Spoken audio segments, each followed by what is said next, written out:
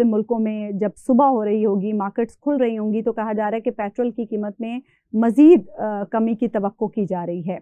अब ऐसी सूरत हाल में यहाँ उसके असरात क्या आएंगे, नहीं आएंगे? क्योंकि अवाम तो इस हुकूमत से किसी किस्म की कोई उम्मीद नहीं रखते। गौरी साहब, क्या लग रहा है आपको? जुमेरात को भी हमने देखा था कि इंटरनेशनल मार्केट में कीमतें कम हुई थी, फिर अभी भी आज भी 5% कम हुई हैं आलमी मंडी में कीमतें, और मज़ीद भी कह रहे हैं कि और भी कमी का इम्कान है, क्योंकि पिछले 2-3 दिनों में ना ईरान ने कोई जवाबी कार्रवाई की, ना अमेरिका ने कोई हमला किया। असर उसका हम पाकिस्तान में भी देखेंगे, या अब ये हुकूमत जो है वो मज़ीद लेवी और मज़ीद टैक्सेस के मद में बोझ डालती चली जाएगी अवाम पर?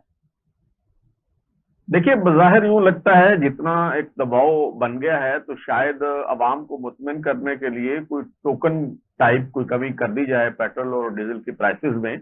लेकिन अजीब बात है कि पेट्रोल जब महंगा होता है तो वो आनन फानन पाकिस्तान में पहुंच जाता है और कीमत भी बढ़ जाती है, लेकिन जब सस्ता होता है तो उसे पाकिस्तान पहुंचते हुए बड़ा वक्त लगता है और कीमत भी 35 पैसे कम होती है। जी जी, सबसे ज्यादा मुझे ताज्जुब इस बात पे होता है कि चलें, आप यूरोपीय ममालिक से अपना मुवाजना नहीं कर सकते, चलें मैं कहता हूँ आप भारत से भी मुवाजना ना करें, आप बांग्लादेश से तकाबुल कर लें। जो डीजल और पेट्रोल की जो प्राइसेस हैं, और बिलखुसूस उसमें डीजल की जो प्राइसेस हैं, आज मैंने चेक की तो इस वक्त बांग्लादेश में जो डीजल है 115 टका फी लीटर है।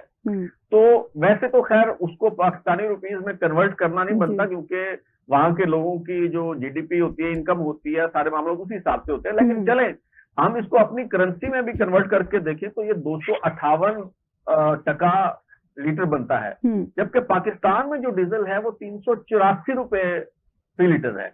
कितना बड़ा फर्क है।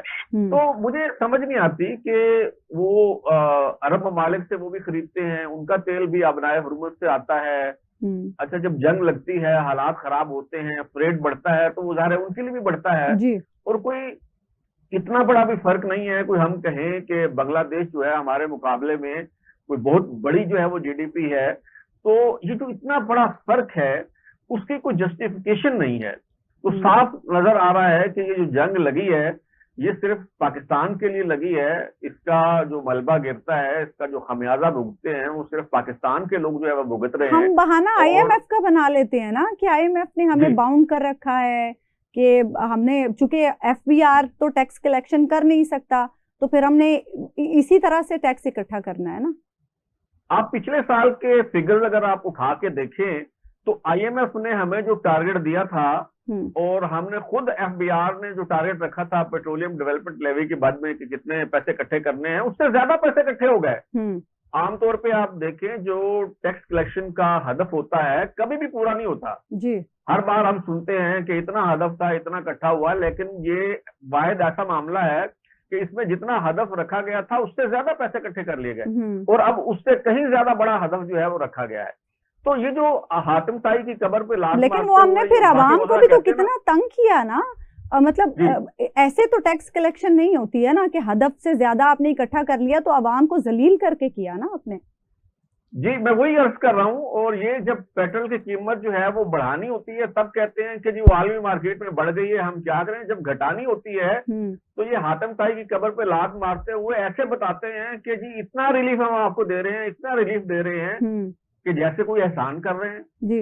उल्टा, बल्कि वो जब कमी होती है तो उसको पूरी कमी के असरात अवाम तक मुंतकिल करने के बजाय पेट्रोलियम डेवलपमेंट लेवी बढ़ा के आप वो उसका रास्ता जो है वो रोक लेते हैं। और ये रोजाना की बुनियाद पे जो आपने सिलसिला शुरू किया है, सबसे बड़ा मसला ये है कि जब डीजल की, पेट्रोल की प्राइसेस बढ़ती हैं तो पूरी हमारी इकोनॉमी, हर चीज के निर्ख जो है वो बढ़ जाते हैं, क्योंकि हमारी ज्यादा बड़ी गाड़ियां डीजल पे ही चलती हैं जी।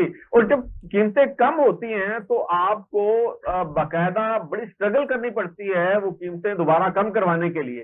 तो चले, पहले महीने बाद होता था, फिर 15 दिन बाद, फिर हफ्ते बाद।